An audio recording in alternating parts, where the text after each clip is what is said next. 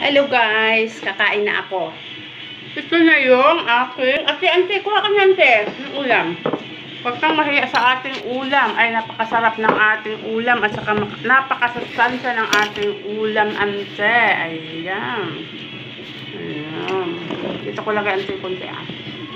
Tapos itong ating bangos. Ante, kuha ka ng isang buong bangos. Yun guys. Bangos. Dito sa amin, mura lang ito. For only 100 pesos per kilo. Ayan. Magaan na siya. Siyempre, nadaing na siya. At may bawas na sa kilo, diba? Nadaing na siya. No? Ang mura lang. Bumili ako 2 kilo kahapon. So, lagang masarap. Ulam mo na. Pag ilang ulaman mo. Ang mura kasi ng bangos ito, guys. Tapos, itong papait. Masarap. Di ba, ante?